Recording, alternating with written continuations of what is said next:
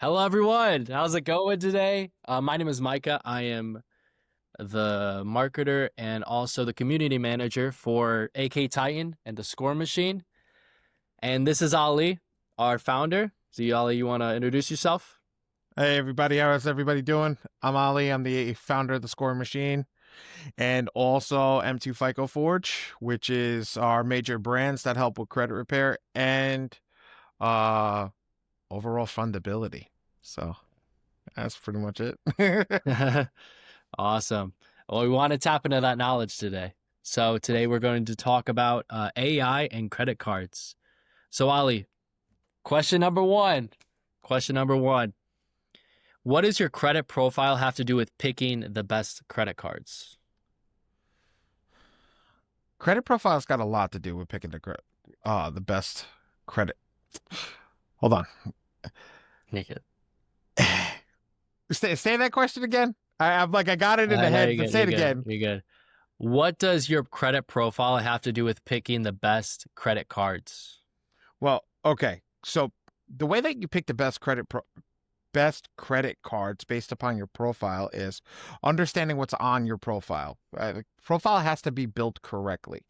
It's not just a score base, it is an actual build base of the fundamentals inside of the profile. And here's how you know what to do. First place is go check out FICO or Vantage. They have a scoring model, a circle that shows you basically how they break down to give you the best score. Mhm. Having knowledge in what those are, that will give you the best knowledge to get the best profile. Or you could just get the score machine, and the score machine breaks down each and every single factor that goes into getting the best cards at any point with the click of a button. Mhm. Understanding how to read an underwriting report that a bank will look at is the best thing to do because now you input this data into the profile, okay? And now the AI spits out a beautiful profile that says, hey, look, you're ready to rock and roll. Go get yourself some funding. And what happens when it picks the cards? It's going to pick the top tier cards, not the lower end cards, because it's going based upon your profile and how your profile looks versus a score. Score is good, but the profile matters the most. Mhm. So, how can AI tell you exactly how to get approved for those cards? So when your profile's good, right? Mhm. Or it's at that point, AI can then sift through the best cards that are out there based upon your criteria, okay? Mhm. To then choose the best cards that are actually giving the most amount of money. Now, Mhm. our AI, that's what our AI does. Our AI goes in, looks at your profile, and says, okay, 50 people got funded with this card with a similar type of profile, with this card, this card, this card, and got a maximum amount of this. Well, because we know that, we know what the ability is and where to push you, and then it will auto select those cards for you. Excuse me, auto select those cards for you and make you get the best cards in your profile range. Now, Mhm. if your profile range is not showing something that's good or a lesser range, it will automatically try to get a better range in that sentiment. Yeah, sounds pretty easy. Once you get all the criteria, it tells you exactly what cards you need. Mm-hmm. Um, so how can AI help you avoid the most common reasons lenders say no? AI can analytically break down a profile better than a human can.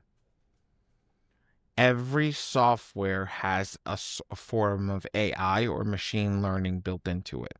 When Mhm. it breaks down the profile, it doesn't miss anything because it's looking at data points on a line by line basis. While a human will just go to where the numbers are, okay? And Mhm. they don't necessarily keep the data in the proper form. So AI can break down that data, analyze that data, and then spit out exactly what needs to be done at that point to give you a roadmap. Hmm. So what are some hidden factors that lenders look at? Not hidden, but Mm-hmm. more analytical. Okay. Mm-hmm. Um, Nothing is ever hidden on a credit report. Everything is front facing, it's in your face. But what the analytical data is that people don't realize that balances make a big difference. Mm-hmm. Payment history makes a big difference. Okay. The age of the card makes a big difference. Not even just the age of the card, the age of the account, the type Mm-hmm. of accounts that you have. So these are not hidden. It's just more hidden to society in the sense that they don't know about it.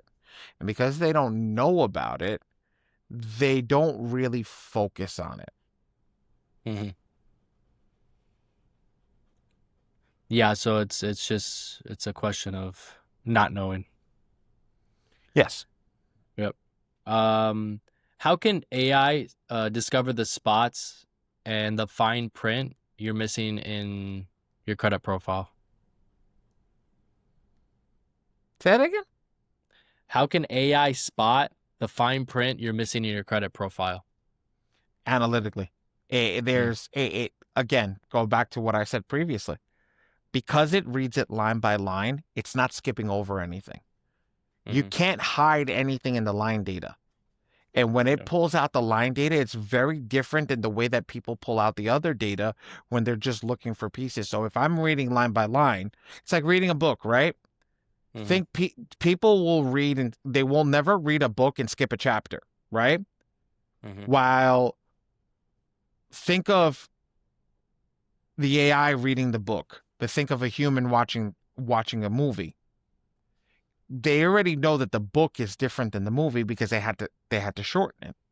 So Mm-hmm. that's the same thing that happens with a human when they're going through the AI. The AI looks at it as a totality, while humans just skip for, tidbits, bits and pieces. They want Yep. those little bits and pieces that they can pull out real quick. Okay, this is my balance. This is my this. This is my this. Okay, whatever. I don't really care whatever else is on the file. They care what's there and what they're looking at, while the AI cares about the whole file in totality. Yeah. So can this tell people why they're denied for great cards? Absolutely. Mm-hmm. Because here's the thing. Why are you going to get denied for a great card? I got the 800 credit score, but you only have one credit card. Mm-hmm. Yeah. You have the 800 credit score, right? Hold on. Okay, like I'm going to throw heinous stuff out now, but I got the 800 credit score. I have no credit cards. I just got an auto Mm-hmm. loan. Mm-hmm. Whatever the case may be, there may be things about it that go around. Okay, because you're going to have your payment history on your own loan. If your balance is paid off, it's going to be reflect good on utilization. It's going to be all that stuff, but you're missing a big part of the data. Mm-hmm. You may only have one credit card. You need five. Like, there's things that are missing that people don't know. And again, like I said, the totality of the data. They may not know Mm-hmm. what the totality of the data is. So that's where they get messed up. Awesome. So how can AI analyze your spending habits to pick the best reward card for you? I wouldn't say analyzing spending habits unless you link a bank account. Something we don't have yet. But Yeah. let's analyze more utilization. Let's Mm-hmm. analyze how the utilization works on your cards and see where your utilization is, and that's where the AI will then pick the card out. If you're having a higher upper utilization, they're not going to pick some of these more excellent cards. What they're going to do is they're going to pick more of these good cards, Mm-hmm. while excuse me, while on the retrospect, the if your utilization is low, because now you know what to do and you lower it, now you can get those higher end cards by it telling you it's not about your spending habits, it's about your utilization habits. Okay, Mm-hmm. even though it's kind of similar, it's knowing what you have, because I could spend all day long and pay it back every week. Yeah. But if I have high utilization and I don't pay it back, that's going to block me from a lot better cards. Yeah. So, what's the real cost of high interest rates on credit cards? People not paying their bills. Yeah, I mean, it's I true. can't really It's true. can't really break it down any easier than that every time. So it's not about the interest of lending. It's actually the interest of people not paying their bills. These higher cards, and Synchrony Bank is the worst one. My God, that one gets me every time. Synchrony Bank, I just saw somebody 37% APR. How do they get away That's with that? insane. Because they know Synchrony Bank is lending to every major box store. So because they know they're lending to every major box store, how many people default on every major box store? A A lot of them. majority of people. Mm-hmm. So they're able to charge the 40% interest, or, upwards to a 40% interest, because they know you're going to default. Yeah, So they're trying to get their money up front as quickly as it's true. possible. It's true. So that's that's really pay your bills. Yeah, It's as easy as that. awesome. So, how can AI help you choose low interest credit cards?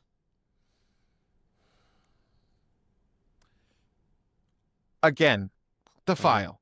The file is Mm-hmm. going to dictate about how it goes about looking at those cards. Now, low interest credit cards, what I just said, I use Synchrony Bank um as an actual good example.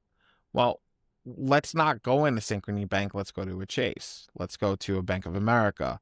Let's go to a credit union. Each of these things that you're looking at is going to have a lower tier limit based upon the file. The better the file, Mm-hmm. the better the card. So Awesome. it's definitely going, and then better, not the better the card, the better the interest rate. Now, here's another factor. Also, personal liability versus business liability. Mm. The personal liability is going to have higher interest rates than the business liability. Because what is a business and what is a personal? A person is a debt. A business is an asset. Mm-hmm. A person takes debt. If something happens to me, I can't pay my bills. But if something happens to me and my business can still pay its bills. Because as long as I'm not a sole prop, or I'm not working in my business, I own my business, the business runs itself, which means the business makes money. Yeah, it's good. So it's huge. It's huge to understand that factor of what I just dropped. It's very big. Could you tell us which cards offer the best perks for different lifestyles? Say that again? It says, which cards offer the best perks for your lifestyle or different lifestyles?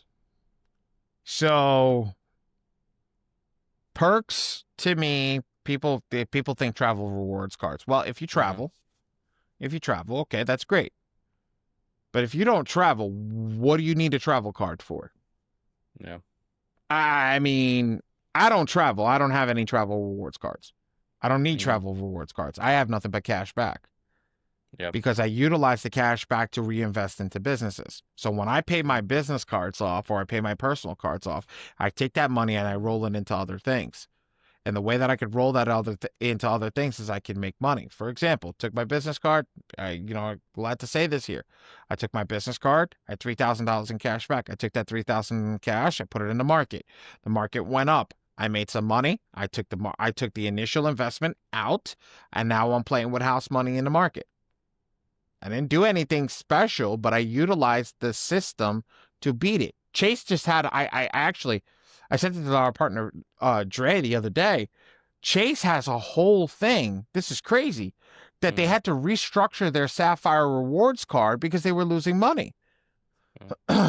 Because they wanted people to use the cash back, but people weren't using the cash back because people are not inherently stupid anymore. They're taking the money out of the system instead of paying it back into the card. Yeah. So by doing that and now taking it out of the system, they're not getting that money that they were initially investing into it. They're thinking that people are dumb. They're just going to pay their balances off. No, they're going to go buy something with their cash back. I'm not buying anything with my cash back. Give me my cash back. Mm-hmm. I'm going to take my cash back and have my cash back work for me. Why is it working for you? It's going to work for me. When it works for me, it's going to make me money. And when it makes me money, I can spend more on my card, get more cash back, invest more. Mm-hmm. Yeah. Yeah, it's good. How can AI help you choosing the right cards to maximize your utilization and improve your score? How can AI... Say it again. Say it again. I'm sorry. How can AI help you choose the right cards to maximize your credit utilization and improve your score? Well, any card that's on your account, right? Any card that you're using properly, doing the proper stuff, will maximize your score, also maximize your utilization, because your utilization should always be at 0. You should never have utilization, because there Yep. shouldn't, that's why, when we teach under 30%, it's the number that the bank looks for because of the risk assessment. But your technical utilization should always be 0, because you should be using your card and paying it back, using your card and paying it back, using your card and paying it back, because you're not using it as an extension of your paycheck. You're using it as excuse me, you're using it as a tool to make money. Yeah. Because every time you swipe, you make money. So what does AI do? AI gives us the ability to get a better card to now have that utilization make us more money. So when I'm utilizing the card, it makes me money. I pay it back. I utilize it, makes me money. I pay it back. I utilize it, making me money, pay it back. And that's the way that it should be done properly. Not many people do that. I want everybody to understand that. And I know I'm talking to the masses right now, but this is what you guys should be built in. Well, I have a credit card, I'm going to go spend money on it. No. It's going to give me that buy now, pay later type of thing. No. What you need to focus on is getting your money right, so you can use your utilization as a tool to make yourself more money. That's the key. It's good. Little off cuff of what the question was, but I think they'll get the answer on that one. Yeah, it's good. How can applying for multiple credit cards hurt your score? Well, it's not about hurting the score. It's actually about hurting the profile. Okay, the inquiry is going to hurt the score for a little bit of time, but the new cards are going to come with new age. It's going to be brand new. Wow. While having a older card is going to help with age. The technical age that you want to be close to with credit cards is around 13 years. So that's 13 years old on the age of any credit card that you're owning.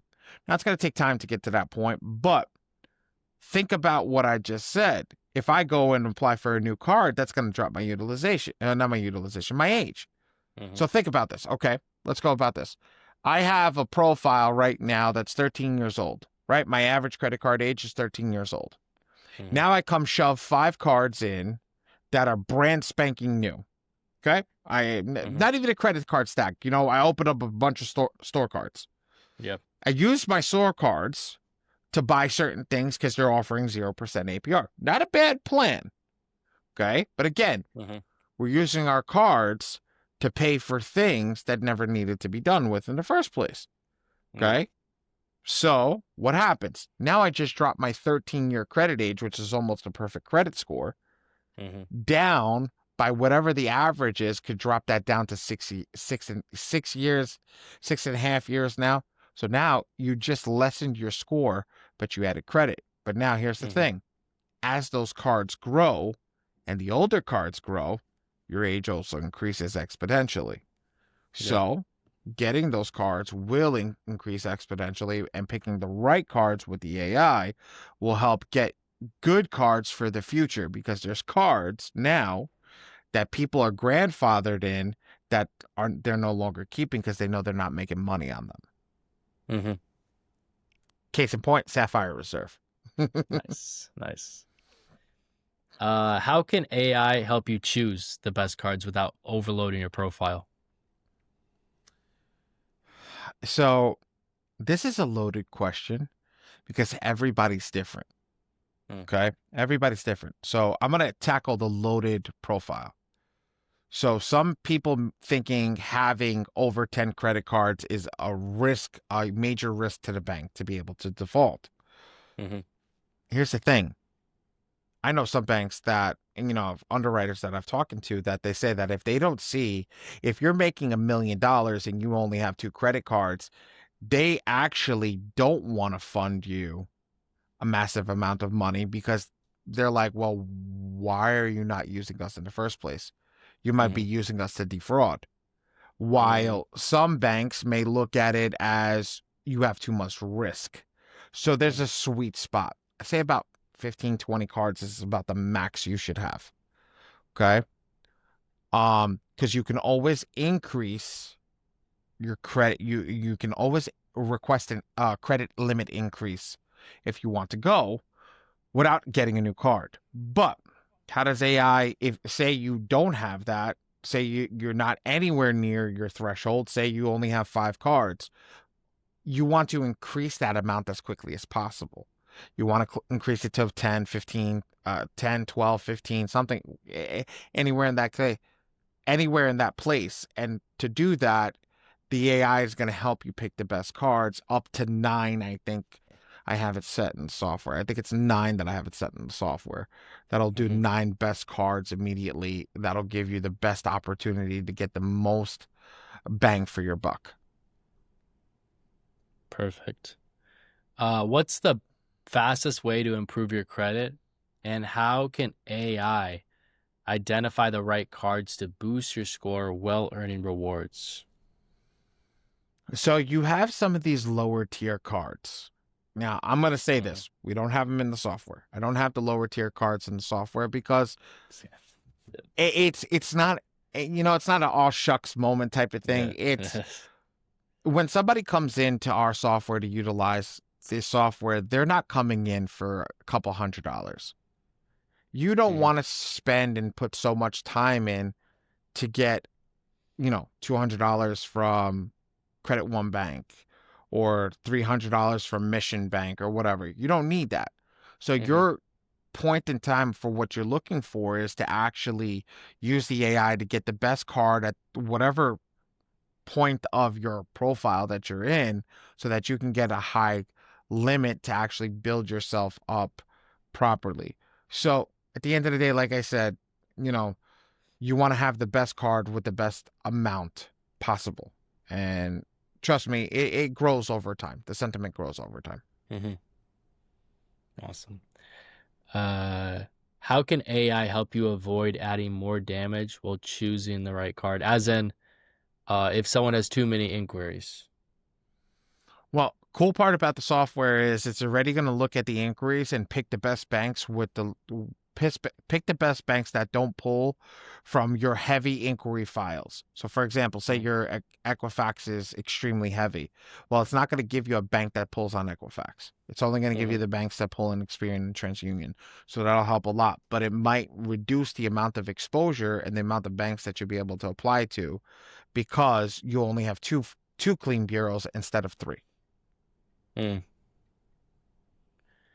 So inquiries never spread across the three. It just goes to it goes to One whatever bureau at a time. bureau. Okay. Awesome. Majority of banks only pull one bureau at a time. There's only one bank that pulls all 3, and that's Capital One. Okay. What's the best credit card for like your personal situation? Like, how do you find the best credit card for you? Again, I'm gonna answer this personal based. This Yeah. is my opinion. Um, this is not factual in any which way, shape, and form. But again, opinion. Unless you're traveling, you don't need Mhm. a travel rewards card. I mean, unless you're planning on doing a lot of traveling, you don't need a travel rewards card. So you should only be focusing on the cash back to grow your business. Now, when your business is grown and making money, you want to get a travel rewards card in your business, that's a good idea. Mm-hmm. Because now you can earn you can earn travel points to now say, okay, I built my business is rocking, or my businesses are rocking. Now I can make a move to the next step of my life. And Mm-hmm. that's key. Yeah, it's good. Do you know if point miles, if miles do they a lot of times they expire? So it's in the fine print of each and every Mm-hmm. bank. You have to read each and every bank is different. Some card companies do have expiring miles. Mm-hmm. Some don't. I use American Express. The only card that I have with miles is American Express, and I've had it for 6 years and no miles have expired. But I really don't look, again, personally, I cannot speak to what I don't know. Mm-hmm. Um, I don't know about each and every card company because I don't look at those cards. I think when they have all the card lists come up and it says travel points, skip next. I don't even read the Yeah. fine detail. I don't do any of that stuff. So at the end of the day, that's uh that's my thing is to pick the cash back because cash back doesn't expire Yeah, and I can remove it into my bank immediately. So you don't have to worry about that. So that's what I think it's true. about picking the best lifestyle. It's going based upon my personal opinion. Mm-hmm. So for you, if you like to travel, then yeah, heck yeah, travel rewards cards are great. Mm-hmm. But if you don't like to travel, get the cashback card. It's better Yeah. for you. Yeah. Why is settling for a one size fits all credit card not enough? That's a good question. I would turn around and ask you another follow-up question, but I'm not going to do Okay. that. Okay. So here's the thing. I don't think there's any one size fits all credit cards anymore. Mm-hmm. I think that you have two categories. It's either cashback or it's travel. So that is not one size fits all. My suggestion is, again, use what works for you. Okay? Me personally, always cashback. But there may be a time I want to go on a vacation. Mm. Go get myself a travel rewards card and that's it. That'll be, but that's not one size fits all. That's, that's what I utilize that's best for me.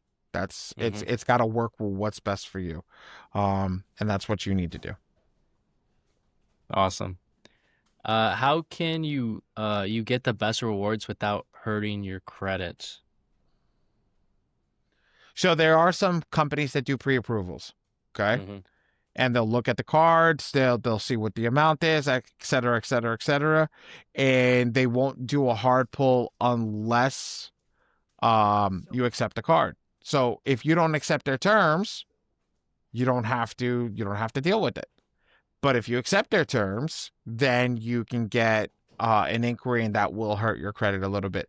But it's also the age, which if Yeah. you're going to get a new card, that's going to hurt your age. But if you don't have that yet, I mean, let's be real.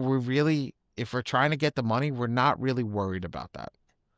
All right. If we're trying to get the money that we didn't have before, we have a light profile, which means that we don't have too much stuff on it. It's better to cause a little bit of hurt now and in 2 years have a stellar profile than Mm-hmm. have no hurt at all. Promise you that. Yeah. Yeah. Why shouldn't you just choose the card with the highest limit? And how do you pick cards that align with your long-term goals? Okay. Again, redundancy. I'm gonna always Yeah. pick the cashback card because Okay. aligns with my long term goals because having cash back in my pocket is something that I like. Yeah. I don't agree with not picking the highest limit card. I Mm-hmm. mean, unless it's a travel rewards card. Yeah. Yeah. So you think uh, you think every single time highest limit, whatever you yeah, can get.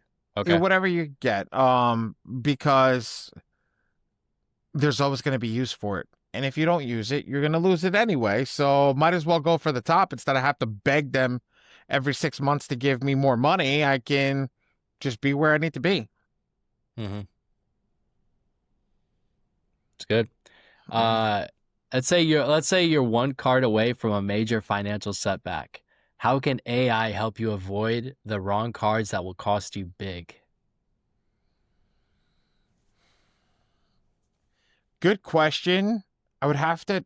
So the follow up question: what's the setback? Losing your job? Then no card is good for you. Let's be real, because you're gonna spend incorrectly. Um, I'm just trying to think of, running scenarios in my head of what could be a financial setback that a card could help with. And I personally don't see anything financially that is proper, because if you default on the card, then you have to clean your credit.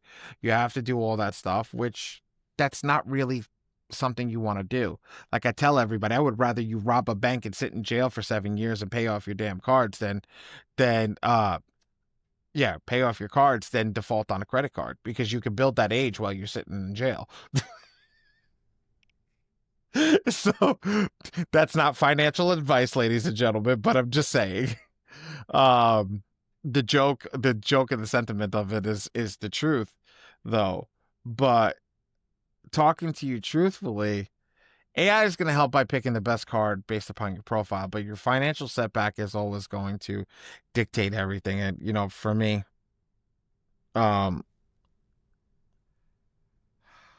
there's it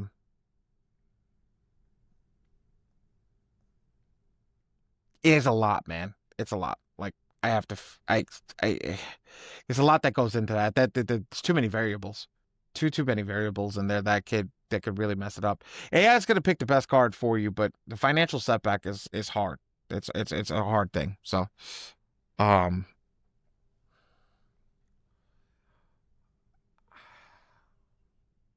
starter card, start. That's a good one. Yeah, I would absolutely say that. Yeah, you don't want to use your annual fee. But here's another thing. What happens if that card that has that huge annual fee that you already have is something that you don't want to lose? So don't pick that card from the beginning. That's the thing that we talk about is planning for the future. Okay, that you were just talking about that before. Most cashback cards don't have huge annual fees. It's only the travel rewards cards. Ooh, zinger. But at the end of the day, like, yeah, it's that's a big question, and that's a big question that maybe I think we should dive more into that. Like, what we can do further. Maybe the next one we could dive more into that. Like, what potential setbacks and scenarios that we can go over, like, would cause you to utilize your cards or look for other cards or things like that, and how to get out of those scenarios. Like, that's really a good one.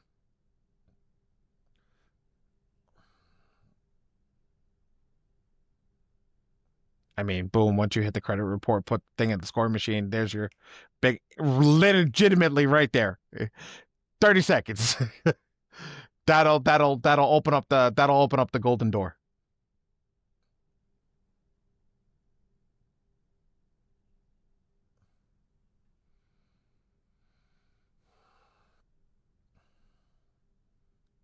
Well, it's all based on the file. Once the file meets the criteria that it's looking for, it'll pick the cards based on the criteria that it's looking for, and usually go for the criteria of the highest limit cards and the best cards with either the cashback or the 0% APR for 16 months, whatever. It'll look for those cards, and it'll look for what the best one is, and then show those to you. Hmm.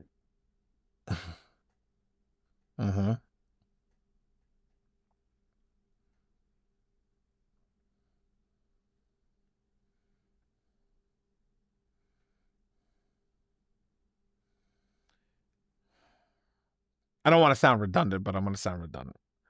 Okay. Once AI picks up the software, once the software picks up with the AI and it looks at the profile, it sees the profile as the strength that it is. That's when it looks inside and starts to create a beautiful file, and then that's where it can really start to fund a beautiful file. Looking at each line item really dictates what the next part is going to be, because if the profile doesn't hit perfectly, like for example, say you have a late payment, right? And you have a late payment in one file, you know, over 7 years old. Well, it may pick up that late payment that other softwares may not pick up because they can only go back so long. So having the AI be able to pick up some of these informations by just reading the line item. And we just discovered not all credit softwares and not all credit monitoring companies utilize all the verbiage that comes in from the complete credit report. So if the AI picks that, it sees that, the AI can then tell you what your roadmap is to get those removals, get the removal, get you to the best possible way to get into the best profile, get the best profile, fund the best cards.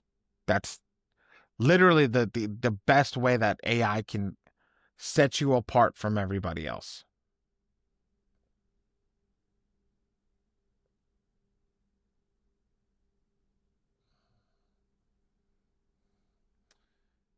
Final words. Final words is good. Here's the thing. When you're doing your profile, look at what your utilization is. Okay? And what I mean by utilization, not the amount of money that you spend or what's going on. I mean like utilization, what are you using your card for? I know I have a stack of 20 cards. I only use 3 of them. And the majority of the 3 cards are cashback cards. Because they offer the best rewards, they offer the best thing. And always keep the other ones handy, but make sure that you're using the cards that are going to give you the maximum. Also, there are apps in today's day and age that you could put the type of card that you have, put where you are, and will tell you how to extract either the most cash back or the most rewards out of that specific split. The most whatchamacallit, the most rewards out of that card and get you to a place where you want. For example, I know there's somebody that uses one of these apps that he's getting 60 to 70,000 points a month by doing his normal spending, but just choosing where to spend his money and how to spend his money. So if I leave everybody with that, the sentiment of know what you're doing, be knowledgeable in how you're spending your money, because remember, we're not spending the debt of the client, the debt of the bank. We're spending the debt of your bank account, and then we're paying it off as quickly as possible. And that's my final notes for the day.